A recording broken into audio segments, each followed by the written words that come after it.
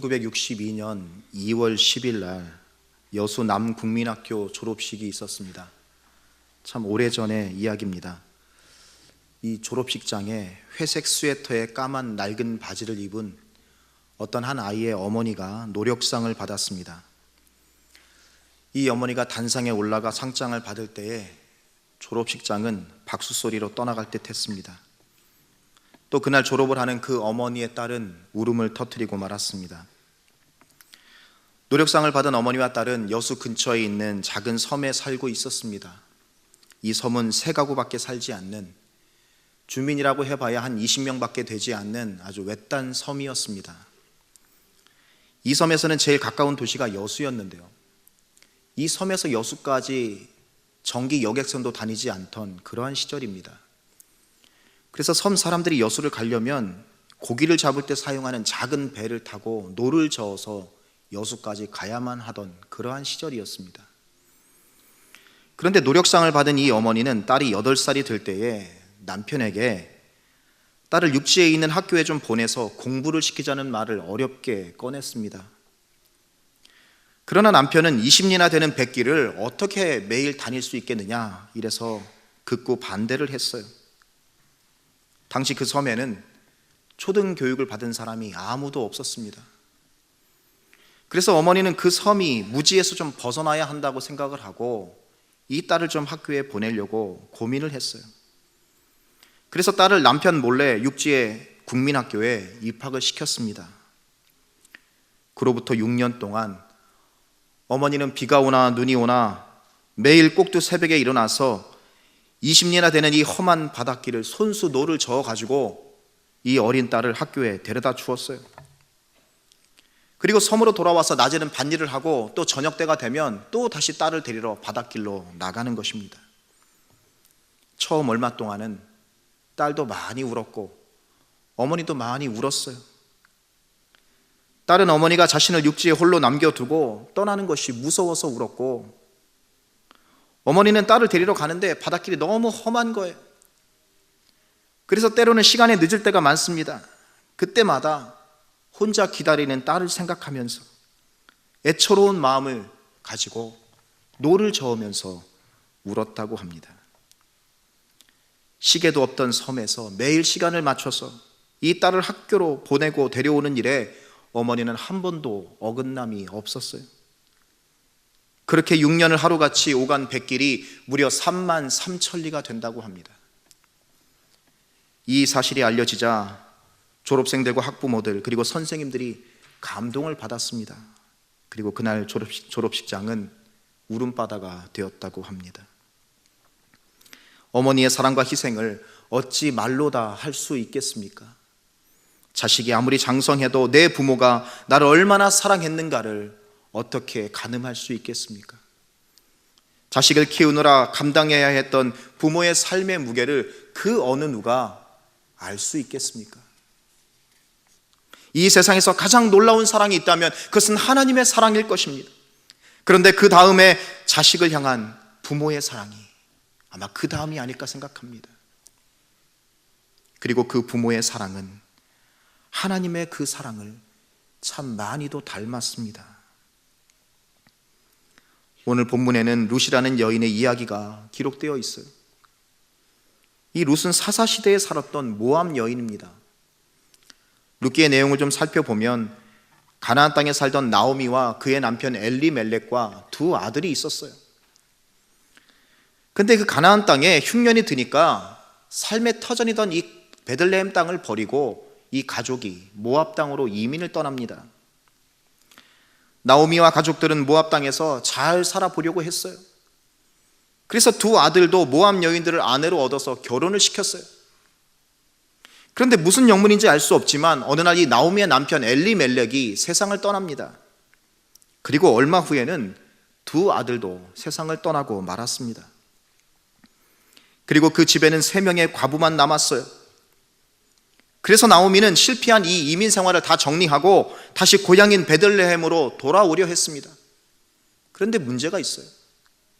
젊은 나이에 과부가 된 이 두 며느리가 마음에 걸리는 거예요. 그래서 두 며느리를 모두 다 친정으로 돌려보내려고 합니다. 나오미가 두 며느리를 설득한 끝에 오르바라고 하는 며느리는 결국 자기 친정으로 돌아갔어요. 그런데 룻이라고 하는 며느리가 있는데 이 룻이 시어머니를 떠나지 않습니다.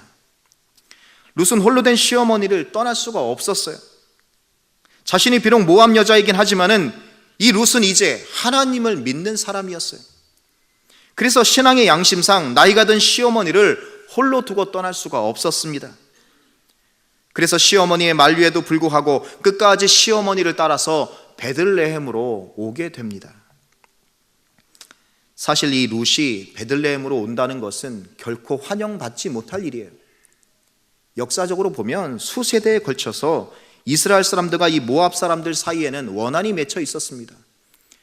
그래서 신명기에 기록된 율법을 보면 모압 사람은 이스라엘 백성 중에 영원히 들어올 수 없다고 하는 이런 규정이 있을 정도입니다. 그러니 유대 땅에서 어느 누가 이 모압 여자를 반가워하겠습니까? 핍박과 멸시를 당하지 않으면 그나마 다행인 거예요. 그런데도 불구하고 이 룻은 자기 고향 모압을 떠나서 이 시어머니를 봉양하기 위해 베들레헴까지 따라오게 되죠. 그리고 그곳에서 이삭을 주우면서 이 시어머니를 봉양합니다. 이처럼 효심이 지극한 룻을 하나님이 기억하시고 이 룻을 축복하셨어요. 그래서 룻은 훗날 능력 있고 신앙이 좋은 보아스라는 남자를 만나게 되고 그와 계대 결혼의 전통을 따라서 재혼을 하게 됩니다. 우리가 계대 결혼이라는 말을 여러 번 들어봤을 겁니다. 이것은 율법에 나와 있는 하나의 규정입니다. 남편이 죽었을 때에 남편의 형제나 가까운 친족 중에 하나가 이 과부가 된 홀로 된 미망인과 결혼을 해서 죽은 남편의 대를 이어주는 전통이 바로 계대 결혼입니다. 그래서 이 계대 결혼에 의해서 보아스와 결혼한 룻은 마음과 육신의 든든한 안식처를 얻게 됩니다. 그리고 둘 사이에선 아들이 태어났는데 그 아들의 이름이 바로 오벳이라는 아들이에요. 이 오벳은 바로 이스라엘의 왕 다윗의 할아버지가 되는 사람입니다. 룻기서의 가장 마지막 절은 이렇게 기록하고 있어요. 오벳은 이새를 낳고 이새는 다윗을 낳았더라. 자, 이 말씀은 오벳이 다윗의 할아버지가 된다는 사실과 더 나아가서는 오벳의 어머니였던 룻이 다윗 왕의 증조 할머니가 된다는 사실을 우리에게 의도적으로 설명해 주고 있습니다. 이처럼 효심이 기뻤던 룻을 하나님이 축복하셨더니 이 룻이라는 비천한 여자가 다윗의 증조 할머니가 되었고 훗날은 메시아이신 예수 그리스도의 조상이 되는 축복을 누렸다 하는 얘기예요.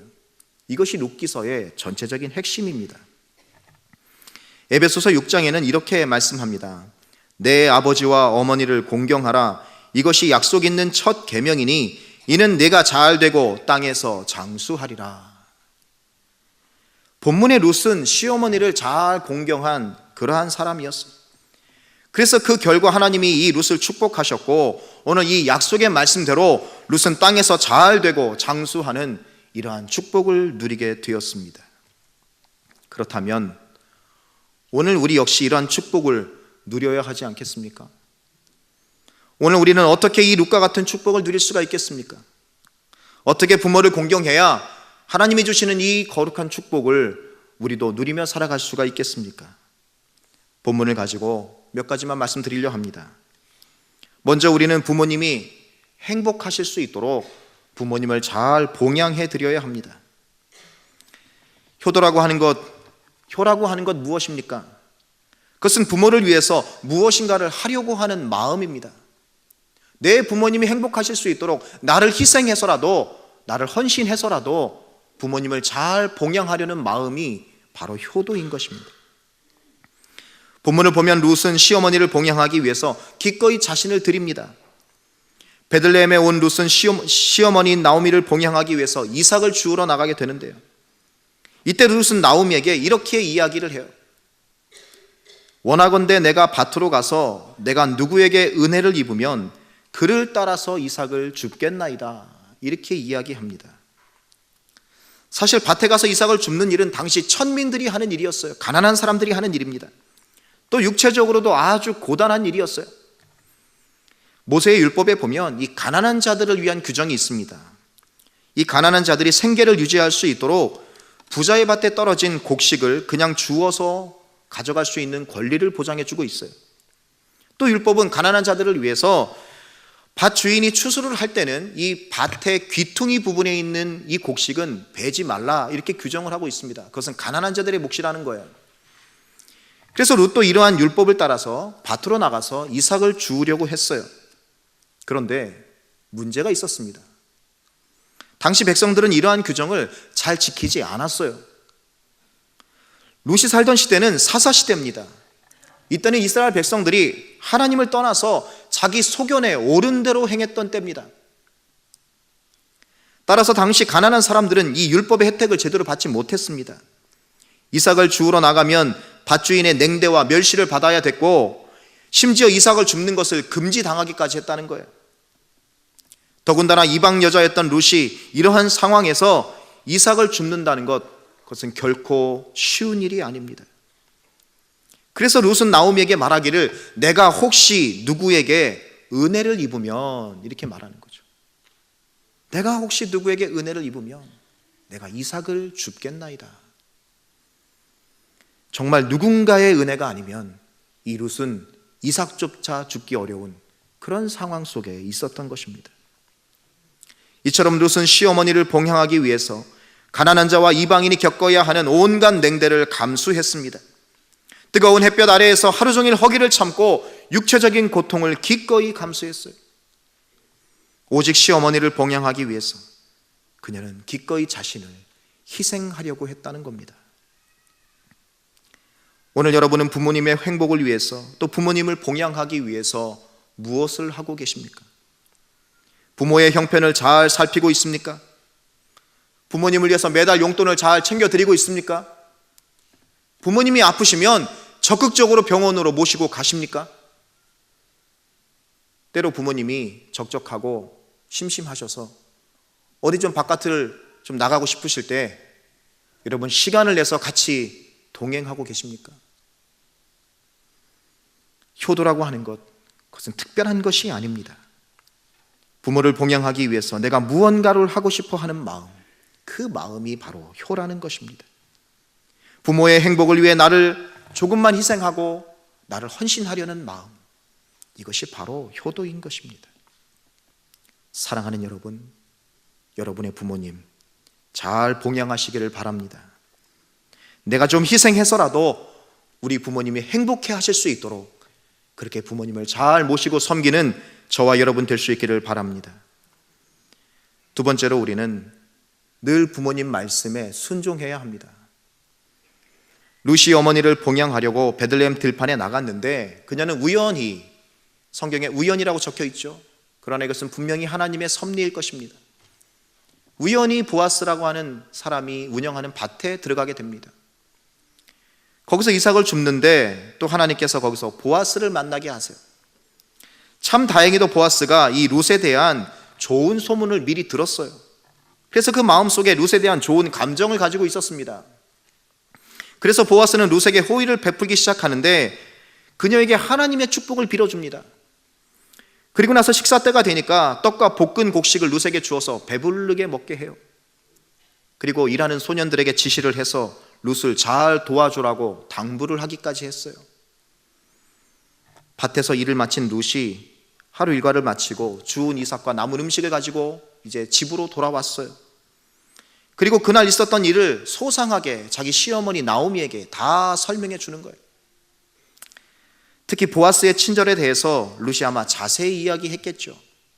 그 이야기를 다 들은 나오미가 호의를 베풀어준 그 보아스라는 사람, 그가 바로 자신들의 친족이 된다는 사실을 얘기해 주면서 그가 바로 이 룻과 계대 결혼을 할 수 있는 사람 중에 한 사람이라는 것을 설명해 줍니다. 그리고 수일이 지났어요. 이제 보리 추수 때가 다 끝날 무렵에 나오미는 룻에게 특별한 지시를 내립니다. 그것은 그날 밤에 보리를 타작하는 마당에 가서 보아스가 일을 다 마치고 잠자리에 눕거든 그 보아스가 누운 그 잠자리에 몰래 들어가서 같이 이불을 덮고 누우라는 거예요. 이 얼마나 회개망측한 일입니까? 언뜻 보면 나오미의 이 명령과 지시는 자칫 부도덕한 행동처럼 보여질 수 있어요. 그러나 이러한 나오미의 명령은 룻에게 보아스와 동침을 하라고 말하는 것이 결코 아닙니다. 단지 나오미와 룻이 계대 결혼의 의사를 보아스에게 분명히 전달하기 위한 하나의 제스처라고 볼 수 있어요. 나오미는 계대 결혼의 원칙을 따라서 이 보아스와 룻이 부부가 되기를 원했습니다.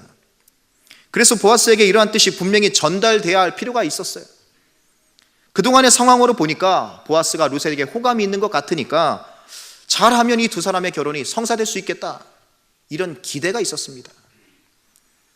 하지만 룻의 입장에서 보면 이 명령은 참 실천하기 어려운 명령이에요. 순종하기가 어려워요. 계대 결혼이라고 하는 규정이 있긴 하지만 이방인 과부가 어떻게 이 유능한 부잣집 남자 주인의 잠자리에 함부로 들어갈 수가 있습니까? 만약 보아스가 이런 행동을 이상하게 여기게 되면 큰 망신을 당할 수도 있어요. 자칫 부도덕한 여인으로 몰려서 큰 봉변을 당할 수도 있다는 얘기예요. 더군다나 여자가 남자에게 먼저 접근한다고 하는 것은, 이것은 참 어려운 얘기입니다.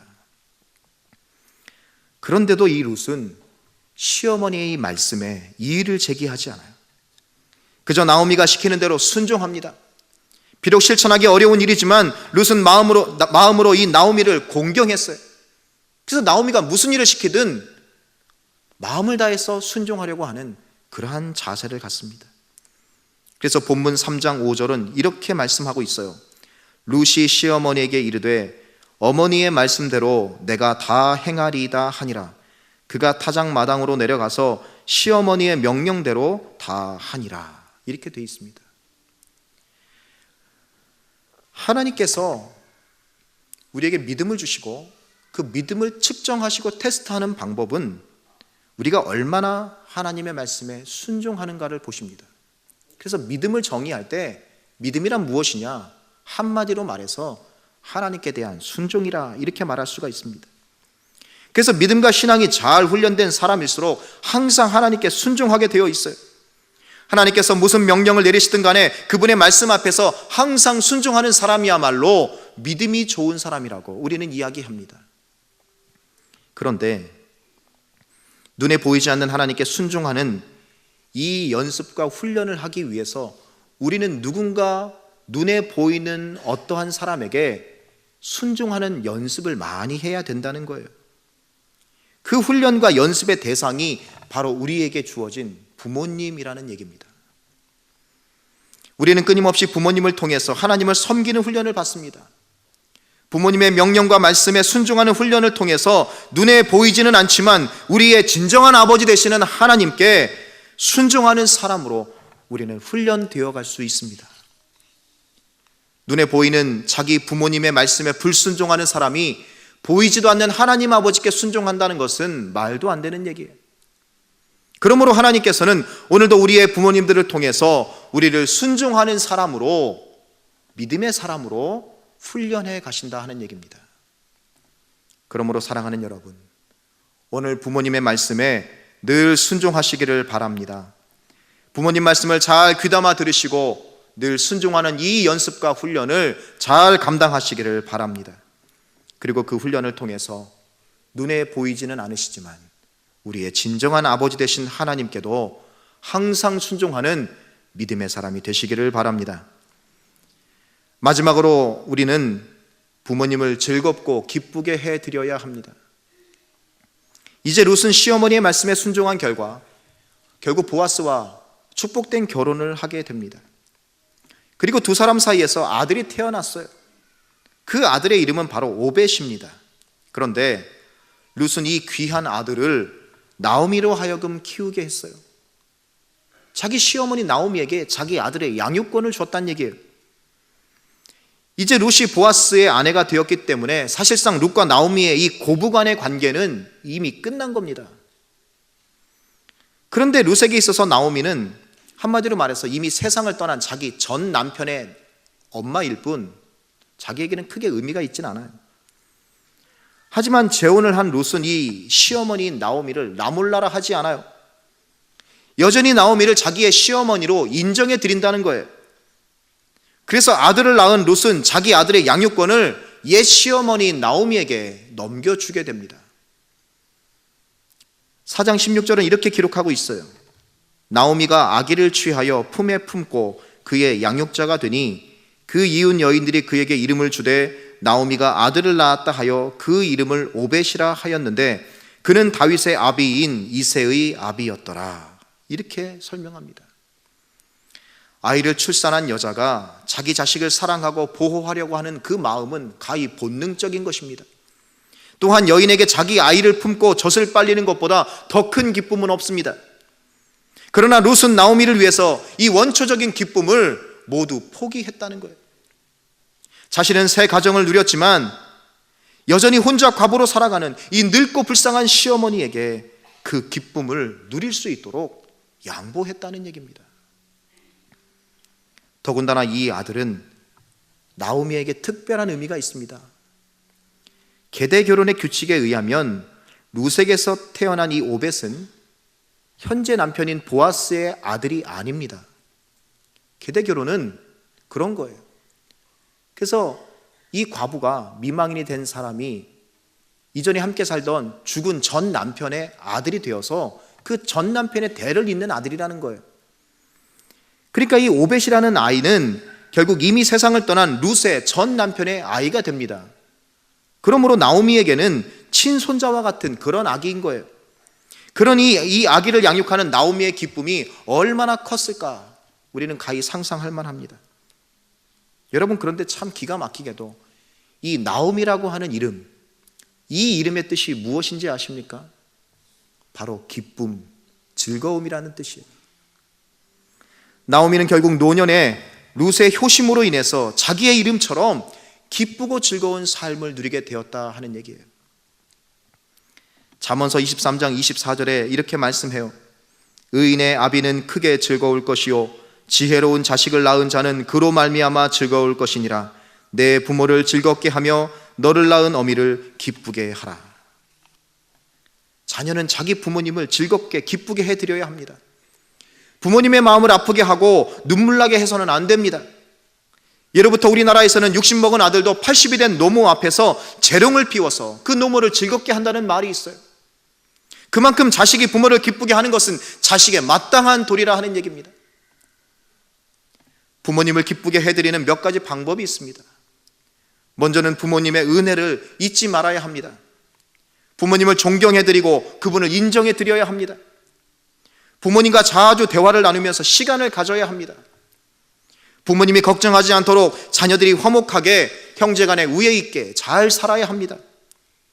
또 때로는 부모님의 필요를 잘 공급해 드려야 되고 가장 중요한 것은 그 부모님과 함께 신앙생활을 잘 해야 합니다.